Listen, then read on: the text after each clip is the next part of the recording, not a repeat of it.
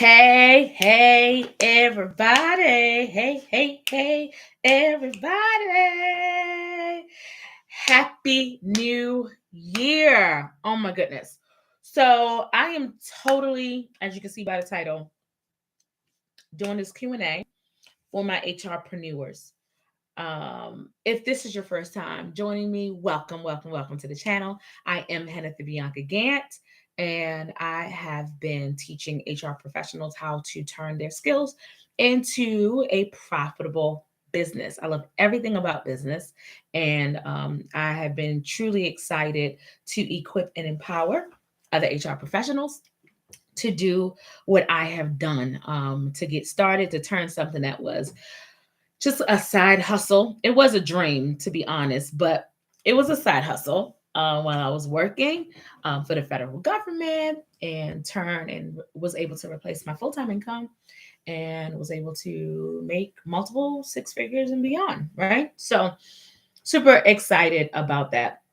So one of the things that I will be doing on a consistent basis is hopping on at least on a monthly basis with the general audience here to be able to just share some tidbits to answer some questions that have come my way. Usually people will reach out to me. Some people will even send me messages on through my social media channels, or they'll send me messages through email. I mean, you'll be surprised at like the different types of questions that we get. And I also do a whole lot of one-on-ones, right? So people will book a some people will book a VIP session with me, or they'll just book a pick my brain session with me just to say, hey, this is what I'm thinking about. What do you think? You know, so on and so forth. So as a result of that, I've been just kind of keeping track of all of these questions that I know that the answers will also help you all, especially those of you that are looking to get started in your HR biz. So I'll be hopping on Thursdays, one of the Thursdays in the month, and I'm hoping that this will be helpful to you. So even after you watch this video, let me know in the comments below if anything I said was super helpful or not, right? In addition to that, if you have not subscribed, make sure you do so. And if you have not become if you have not subscribed to our newsletter, I want you to do that as well. You can go to kingdomhr.biz and go ahead and hit that subscription link so that way we can add you to our newsletter for all of the phenomenal things that is happening. So without further ado, y'all know I'm crazy. Did you all see my new specs? So this is what I look like without glasses. And I tend to like this look much better. But the doctor said I need to be wearing some glasses. So sometimes you may still send me without the glasses. But anywho, I have new glasses. So for those of you that have been wearing glasses for a while, I need some tips below. Okay. Need some tips.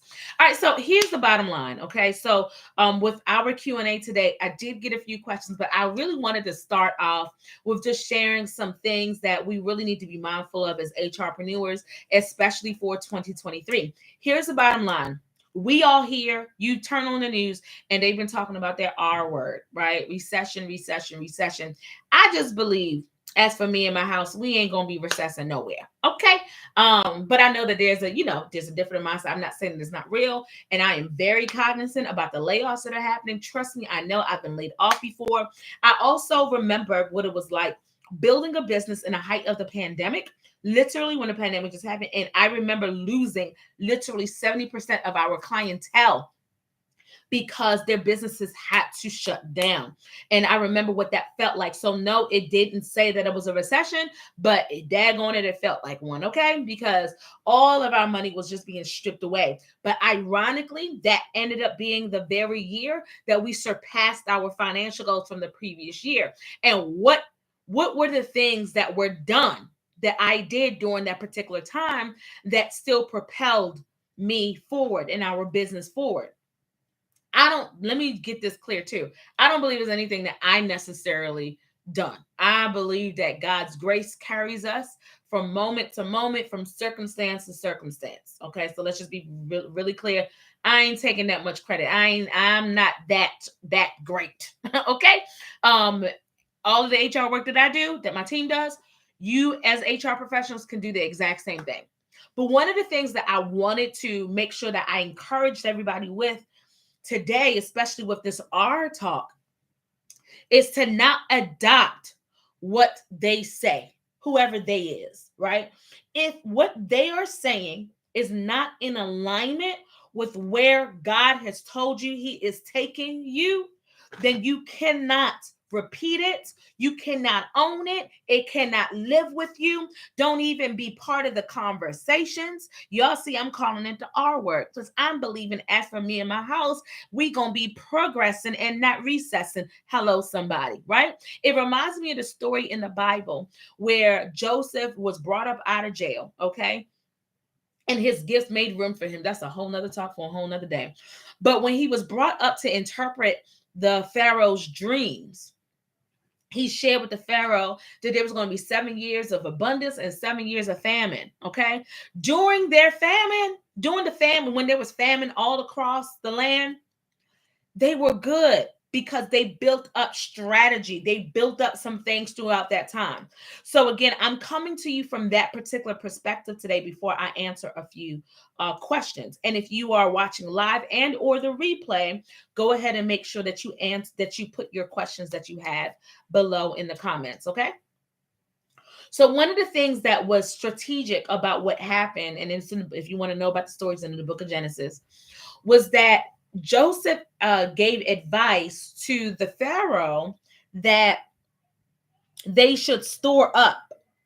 They should store up, a portion of all of what they were doing for 7 years. It's like, yeah, we in abundance, but this is not the time to be splurging all. Okay, this is not the time to be splurging. So whatever the season is that you're in or about to go into, you want to recognize that in the season of abundance, or you might be, or let me paraphrase, the season that you know that you good, right? You want to make sure that you are being a good steward over the overflow, not spending every single dime, making sure that what you invest in is making you a better person and not just adding liabilities to your home, to your life, if that makes any sense, right? So you really want to be mindful of that. Second thing is, I uploaded a video about my 2022 lessons learned. Hopefully you watched it. But one of the other things that's super critical is that you begin to position yourself. This is the time, HRpreneurs, that you need to position yourself, okay? Because one of the things I do know is that in the height of recession, just based off the books that I've read, in the height of a recession, or what might be somebody else's trash ends up being somebody else's treasure. In the height of the recession, there were millionaires and billionaires being born. If you just go ahead and read the book, somebody made some money, okay? And where does the money go? Where does it go? Where does it go? How we don't got no money? Where did the money go? Somebody got the money, okay? Catch that. Somebody has it, right? So again, you really want to make sure that you are positioned so that when the opportunities are looking for someone in the land, just like Pharaoh was looking for somebody to interpret his dream, he went to all of these people who had gifts and talents. And by the way, the Pharaoh actually utilized their services before. But for this particular case, for that particular dream, he needed somebody, the one person that could answer it. And it was Joseph. Even though Joseph had competition, somebody need to catch that. Joseph had competition, but the Pharaoh needed him, right? So, but he was positioned. He was positioned. He already spent time with them. He was already perfecting his craft. He was already interpreting dreams. He didn't stop and stunt his gifts just because he was in prison. He still let his gifts manifest. Okay. So you want to make sure that in this particular season, especially for 2023, you want to make sure that you are positioned. What does that really mean? You want to make sure that you got your systems together to allow somebody to pay you in multiple different ways, right? We don't know what's happening with these companies. You want to have multiple places where people can send you money. You might want to consider, talk to your accountant, you might want to consider putting your money in a few different institutions as well. Okay. You also want to keep in mind that you have all of your systems and processes together. Even if you don't have any clients for a particular season, that is a perfect time to get your stuff in order. That's not a time to whine. And then on the flip side, for those that have lots and lots and lots of clients that's coming in, you want to make sure that this is the time that you start building partnerships, because if you end up having too many clients and you can't serve them all, trust me, I know that. I got a shirt for it. You're going to have to partner with somebody else. This is the time to position yourself. I need y'all to hear that real loud and clear. You got to position. It's like a repositioning, right? You already know how to position yourself with your job. Now I'm asking you to position yourself for your company. I'm asking you to position yourself for your future. I'm asking you to position yourself. You got to position yourself. Okay. So hopefully y'all picking up what I'm putting down. And again, if you're watching live or watching the replay, I want you to go ahead and put any of the questions that you have about starting your HR biz. Literally, it can be anything. Put that in the chat box below. If it's something I feel like might be too deep, I will ask you to email us at hello@kingdomhr.biz so that way we can hop on a call, because some things are just specialized. Okay. Fair enough. All right. So one of the questions that I wanted to ask, actually, let me pull up the specific, I don't know if I'll be able to pull it up or not. I don't think I could pull it up, but I believe I have. Hello, oh my goodness, how are you? I remember, I hope, I know that our team reached out to you to hear how the course went, because you did the self-study. And I didn't get a chance to meet you. So, but thank you so much for joining the live. Bless you as well. Bless you. So and if you have any questions, definitely feel free to put them in the comment below. But one of the questions was centered around, getting additional clients and in marketing. I can't remember the specific question. I was trying to see if I can pull it up. But bottom line, the question was surrounding, how do you be in position to attract clients so you don't have to go after them? Okay. So I'm talking to HRpreneurs at the moment. Mind you, I could talk to anybody that's an entrepreneur, but let me just talk to the HR pros. Okay. If you've spent any time listening to any of my videos, one of the things I love doing is working with people who are called to what they're supposed to do. There was nothing more phenomenal than working with somebody that knows that they are called to do something. It's just a difference. Because I don't believe that starting your business is should be taken lightly. It's like birthing another child. And there's a lot of time and investment, right? And if you're going to invest that amount of time into something, daggone it, you better be called to it. Okay. Right. So I say that to say, when you're talking about attracting clients, versus going off to them, one thing that I've learned about HR professionals, okay, especially if you're not called to business, is that we find it really difficult to make a sales call or to sell unless it comes natural to you, right? If you've already had a business before or you're business savvy, it's going to come natural to you, right? Because you've sold something before. But for many people that I've worked with that are HR professionals, some people I just flat out told, like, maybe you should hold off. What I've realized is that when we got into this profession, many of us, because we like to do what? Help people, right? And because of that, we find that, we think that sales is something wrong with sales, going after businesses, going after business is something wrong with that. And we would rather it just all come to us. And listen, I am the pot calling the kettle black. But one of the things I've realized is that if you really want to build a sustainable business, you really want to build a model that has both. We literally just pull statistics. When I tell you over 80% of our business have come because of word of mouth, it is ridiculous. Been a phenomenal thing.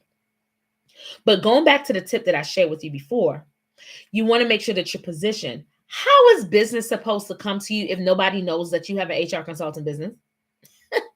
How is somebody supposed to know if you're not positioned? You think registering your company is enough It's not. You think just putting up one post is enough? It's not. It's not enough, right? We just ended a cohort with, I did another 7-week program in hiring yourself, turn your HR skills to a profitable business. We just ended that in December.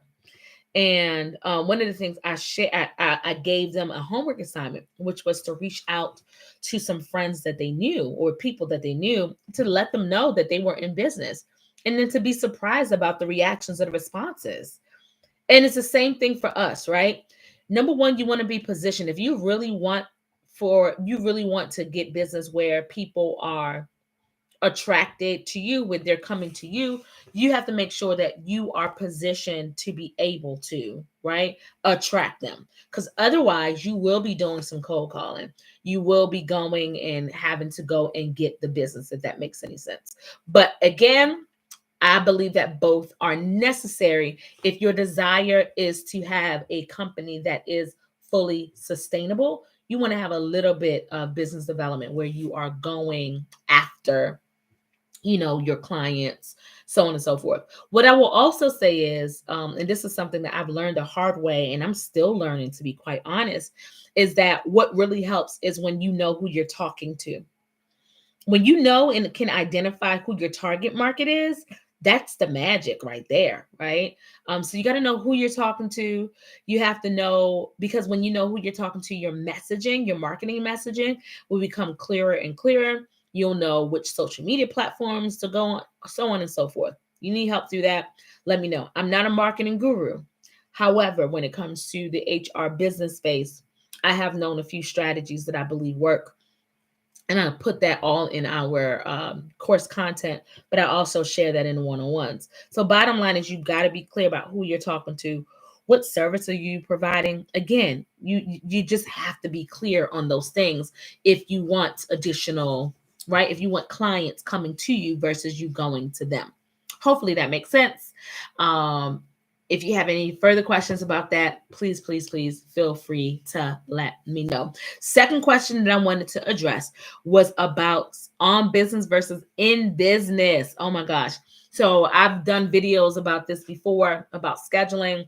And anyway, I really am just a big proponent of everything needs to go on your schedule. I know people do things differently. You might have an online schedule. Some people might have it written down on paper, whatever it is. But especially if you are working full time while starting your company, your schedule is gold. You have to know when you are available to do certain things, because that allows you to determine what type of clients you should go after, right? Knowing what you can do on your business versus knowing what you could do on your business. So again, welcome for those of you that are just joining us. If you have any questions regarding your HR biz, feel free to put them in the comment section below. After I answer this particular question, I will be hopping off unless you all have any additional questions. Okay. So with the on business, let me just clarify. Anybody remember what on business versus in business is? Anybody want to put that in the chat? But with the on business are the things that you do for your business that seems to have no financial impact, but it makes the world of a difference, right?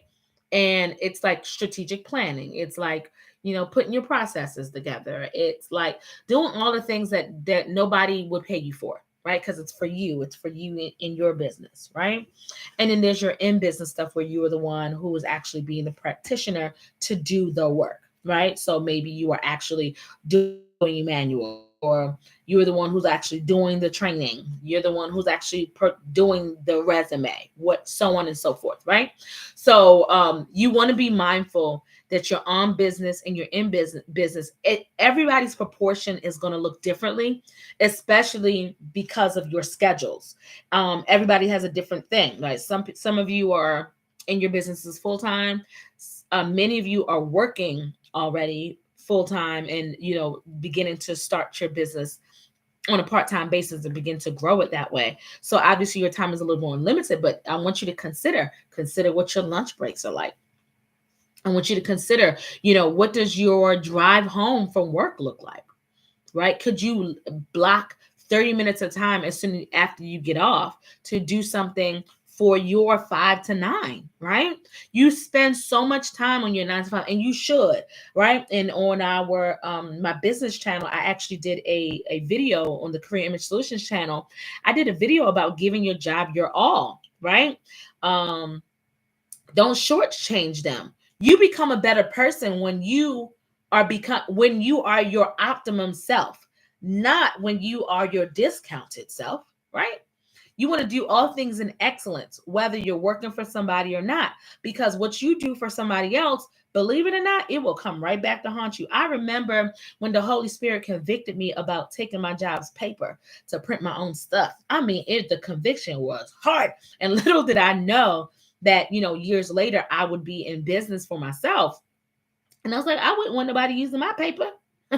That's a company expense, right? So you just want to really be mindful that the same effort that you're giving somebody else, that you can also give yourself the same effort, if not more, right? You should be your excellent self, period. So when it comes to your on business and in business schedule, you want to, the same way that you rush to get to work on time, rush to your own appointment. You say, no, I have to put my business plan together.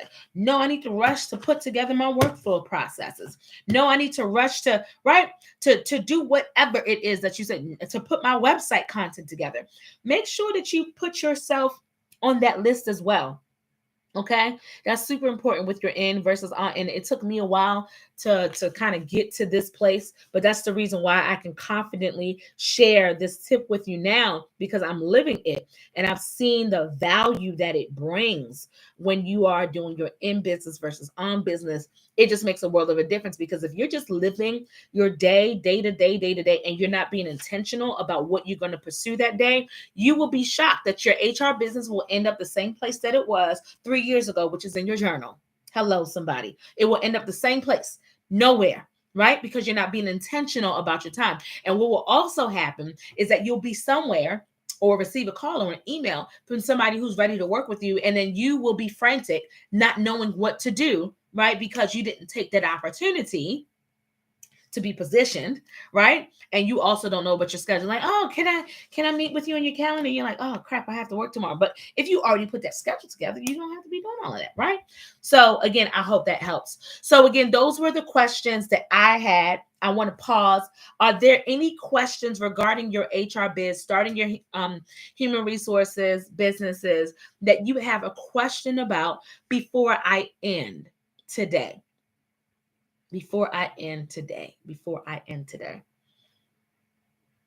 Listen, if you are just joining us, make sure you go back and watch the replay, because I share some things that we all need to be considering for 2023, especially with the current economic environment. If you have not subscribed, make sure you do so. If you like what I'm talking, if you like what I'm putting down, picking up what I'm putting down, make sure you go ahead and hit the thumbs up for me as well.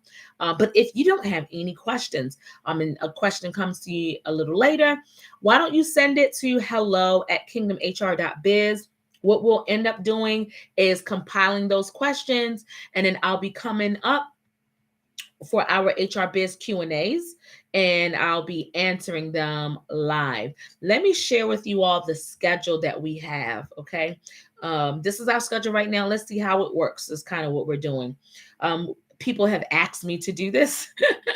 Like, can you come on and just answer some questions and, all of that stuff. So I'm trying here. I'm trying to be more. Let me share with you all the schedule that we have.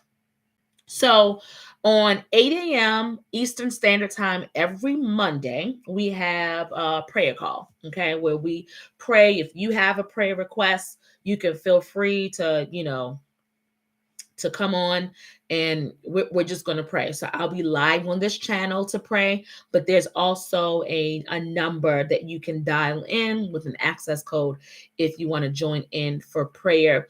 That schedule, this particular schedule, is on our Facebook page, and also will be emailed out to those that have subscribed. Another thing that you might want to be aware of, for those of you who have taken the program, my 6 or 7 week program in the past, I don't care when it was, you are automatically enrolled and have complimentary access for a limited period of time, more than likely until the end of the year, to our HR mastermind. And that's the first Monday of every month at 2 p.m. Eastern Standard Time. And then on 4 p.m. Eastern Standard, every third Thursday, which is where we are today, I'll be hopping on to do the HR Q&A. So again, if you have any questions, I'll be compiling those questions and answering them live on our HR BIZ Q&A, unless you wanted to schedule a one-on-one time with me, maybe VIP section. So I see here some good ideas for follow-up. Oh, I have a few prospects that have gone MIA. Oh my gosh, the follow-up game. Follow-up game is interesting. So you said we started and then different things came up. So I'm thinking to send out some prospecting emails to reconnect and see. Yeah, so I'll share with you what we have done. And I don't know if this is like the magic sauce yet, because we're trying to figure out another CRM to use too for our prospects. But one of the things we like to do is are these prospects, if you don't mind asking, are these prospects people that reach out to you, or are you reaching out to them cold? I think that makes a difference too. So I'll share both. When people are reaching out to us, one of the things I like to do, or our team does, is to during that discovery call, ask them a few key questions about. There's a lot of questions. Anyway, I put all of this in the modules, but lots of questions that you should ask, right, in the discovery call. But in addition to that, one of the things I like to do at the end is to ask, when would be a good time to follow up? And would you mind if I followed up if I don't hear back from you? Right? So that way it doesn't seem like I'm being a pest, so on and so forth. But the first our interaction is usually by phone and then by email. By phone and then by email. By phone, and every time we call, we're leaving a message.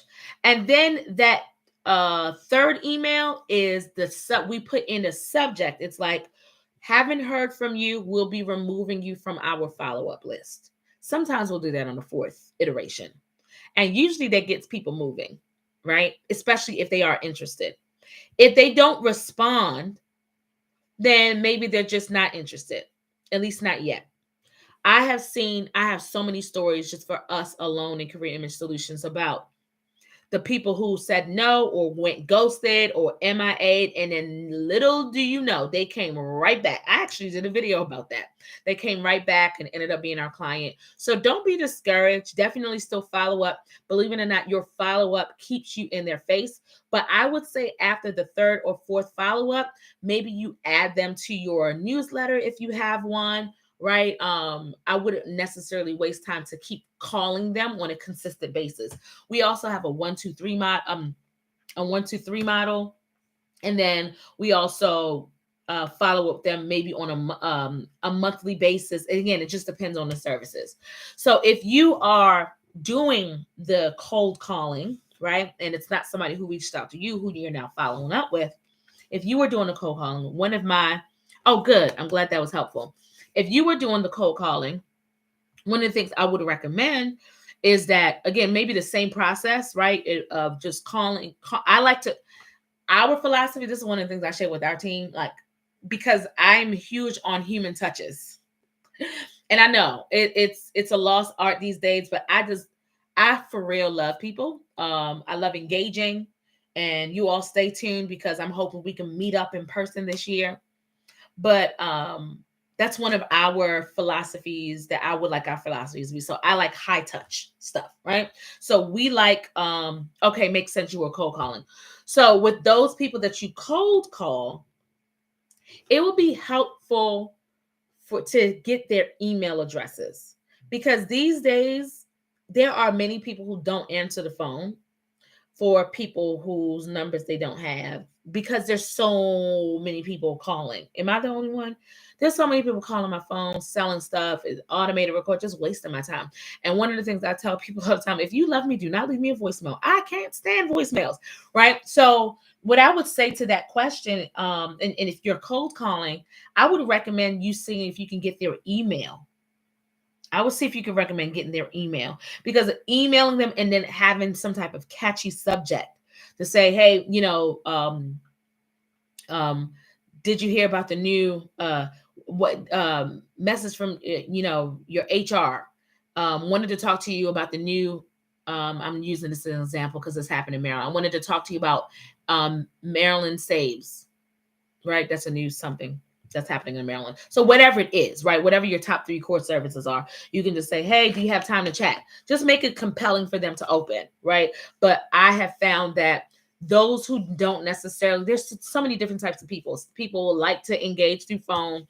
There's some people who prefer email, but I like to do kind of like the double dose. But when it's cold, I actually prefer sending the email first and seeing if I can get some type of engagement, and then following up by phone, right?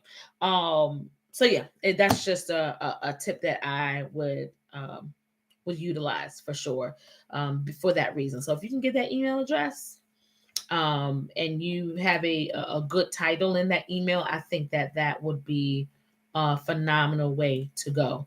Another thing you could do is to look them up on LinkedIn, right? Instead of cold calling them, maybe you cold message them, and you look them up on LinkedIn to see if they have a LinkedIn profile.